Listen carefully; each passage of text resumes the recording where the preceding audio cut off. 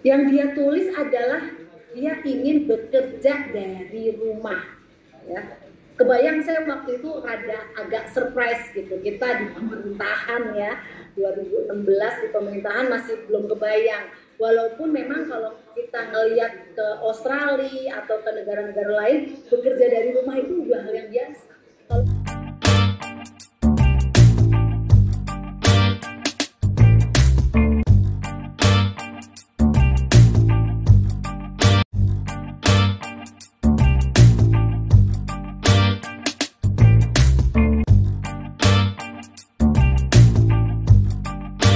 Yang dia tulis adalah dia ingin bekerja dari rumah. Ya. Kebayang saya waktu itu agak surprise gitu. Kita di pemerintahan ya, 2016 di pemerintahan masih belum kebayang. Walaupun memang kalau kita ngelihat ke Australia atau ke negara-negara lain, bekerja dari rumah itu udah hal yang biasa. Kalau kita ngelihat di Google juga kayak gitu, bekerja dari rumah itu adalah suatu hal yang biasa. Itu hanya mekanisme aja, mau dari rumah, dari kantor, atau dari tempat lain.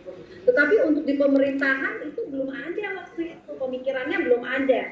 Dan itu akhirnya di 2016, kebetulan saya 2016 itu sudah menjadi Kepala Biro Organisasi dan Ketetalaksanaan, itu langsung kita assess di situ, 2016-2017. Dan di tahun 2018 ini kita masukin ke reformnya Kementerian Keuangan. Kita masukin ke reformnya Kementerian Keuangan sehingga menjadi salah satu inisiatif strategis, dan kunci kita bisa bekerja dari rumah adalah harus ada enablernya.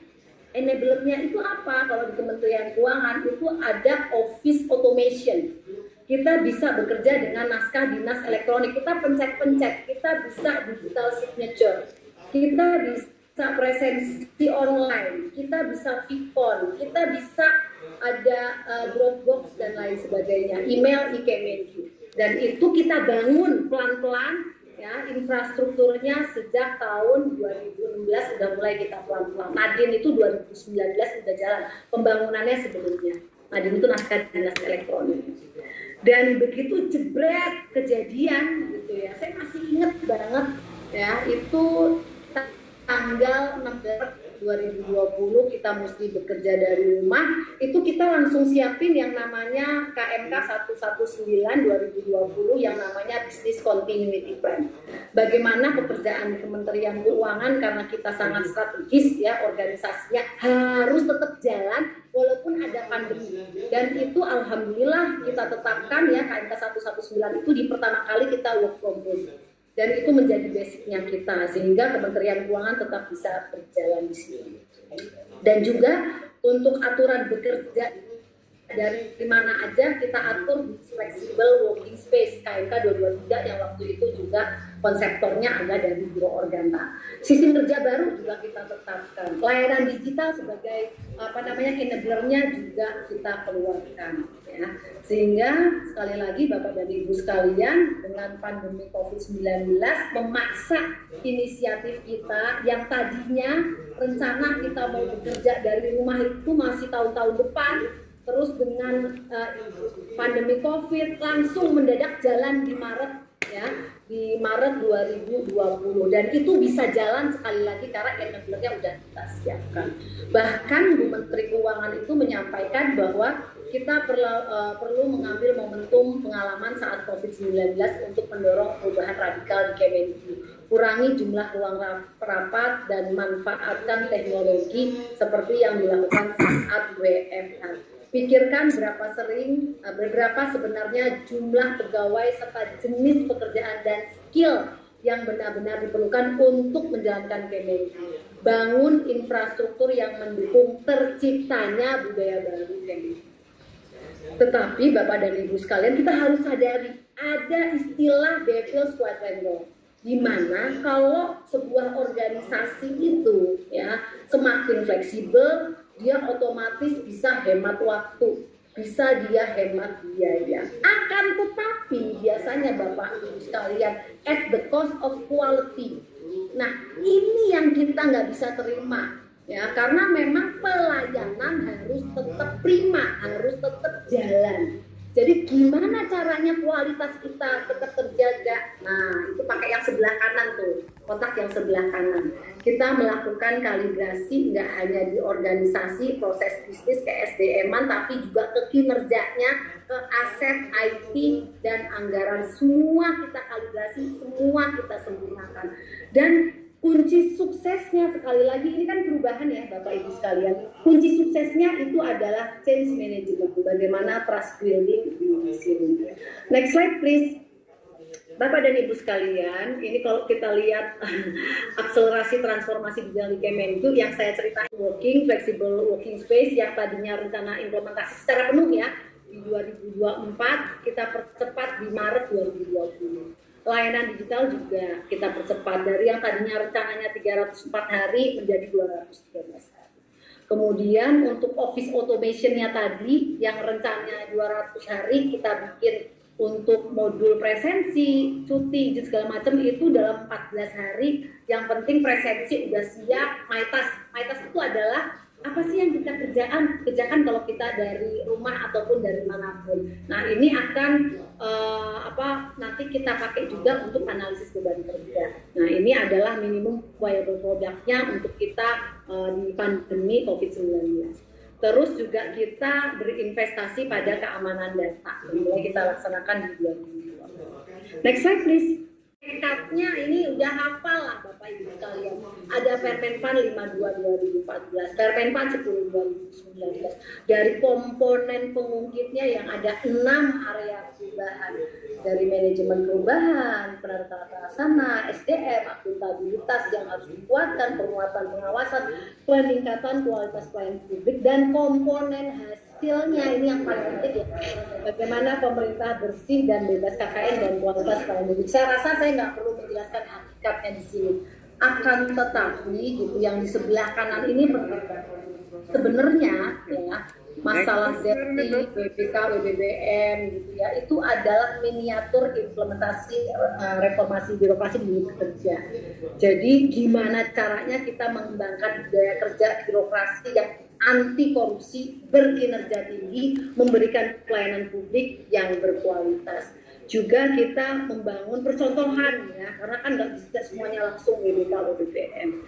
Dan unit percontohan inilah yang dianggap sebagai unit yang penting atau strategis dalam melakukan pelayanan publik, mengelola sumber daya cukup besar, memiliki tingkat keberhasilan reformasi birokrasi yang cukup tinggi di unit tersebut.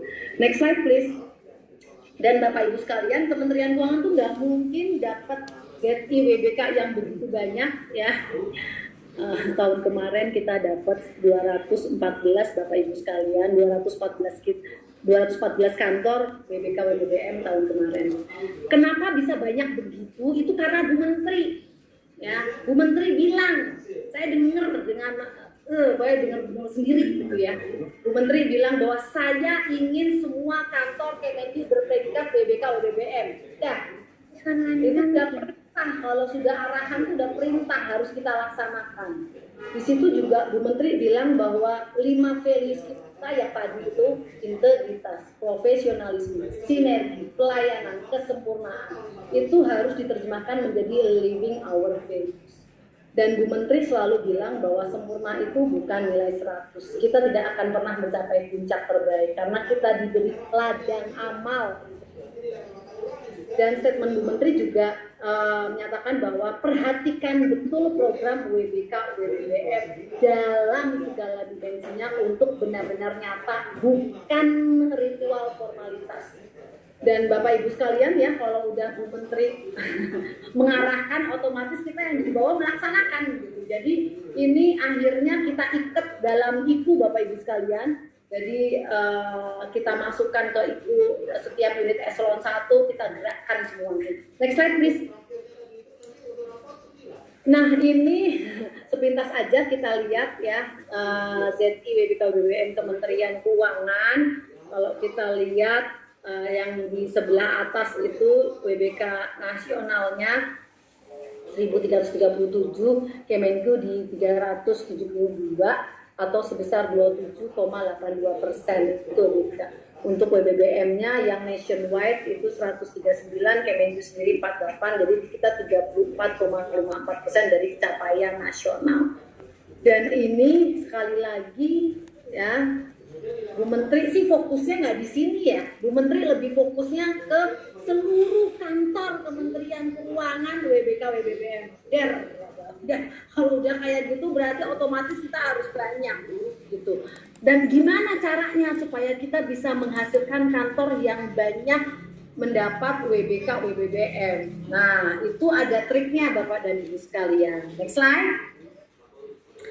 Nggak mungkin kita bisa bikin banyak kalau kita sendiri ya tidak menjadi contoh ya, dan kita tidak punya mekanisme itu. Jadi waktu itu saya ingat banget, saya di Biro Organta, orang bilang bahwa oh kalau mau WBK kayak gitu-gitu itu mesti unit yang pelayanan langsung ke masyarakat. Lah kalau Biro Organta kan ya yang dilayani ya unit-unit eselon 1 lain ya, bukan masyarakat ya. Dan stakeholder kita paling banter itu misalnya Kemenpan RB, BKN, LAN kayak gitu-gitu kan. Nggak ada kita stakeholdernya itu masyarakat ya. Tetapi itu tidak membuat kita terus nggak mau ya menjadi wilayah bebas dari korupsi. Waktu itu Biro Organta mencanangkan juga, kita persiapan di tahun sebelumnya dan kita alhamdulillah mendapatkan ini ya. Jadi Biro Organta sudah WBK. Kita nggak bisa ke WBBM karena sekali lagi kita nggak ada pelayanan ke masyarakat. Tapi kita WBK kita udah dapat. Dan ternyata Bapak dan Ibu sekalian ya, menjadi contoh itu penting sekali. Begitu mereka semua nih ya, unit-unit di Kementerian Keuangan melihat bahwa Biro Organta yang sebagai pembina WBK, WBBM di Kementerian Keuangan aja bersemangat dan memperoleh, mereka semua jadi lebih semangat. Yang tadinya mereka sedikit banget yang ikut gitu ya, akhirnya dengan Biro Organta itu jadi banyak tuh, lama-lama menjadi ratusan. Dan juga begitu ini banyak Bapak dan Ibu sekalian, nggak bisa kita kalau manual dan nggak bisa kita kalau ngerjain sendiri. Jadi kita punya mekanisme yang namanya self assessment dan penilaian berjenjang. Ya, self assessment dan penilaian berjenjang. Jadi misalnya gini, unit kerja pertama kali dia melakukan self assessment dulu. Jadi itu gimana sih? Ini kan ada indikator-indikator. Dia cukup nggak sih kayak gitu. Setelah itu penilaian berjenjangnya adalah kalau dia tidak punya kantor vertikal maka dia langsung ke unit eselon 1. Jangan ditukar lagi deh yang sebelumnya deh, punten. Nah ini dia akan ke tim penilai unit eselon 1. Sementara kalau dia kantor vertikal maka dia ke tim penilai kanwil. Ini yang disebut berjenjang. Kemudian dari tim penilai kanwil, tim penilai eselon 1 baru ke tim penilai kementerian. Dari tim penilai kementerian itu baru nanti dikirim ke tim penilai nasional. Jadi ini berjenjang. Berjenjang tapi diawali dengan self assessment. Clearance dilakukan 3 kali ya, yang 2 di tempat kita, di mana sebelum pencanangan pada saat seleksi dan penunjukan, kemudian setelah penilaian di tim penilai unit eselon 1 sebelum dinilai oleh tim penilai kementerian, dan di TPN tentu saja mereka melakukan clearance juga ya sebelum pada saat melakukan pleno penetapan pemberian WBK. Dan di sini di Kementerian Keuangan kita selalu menyempurnakan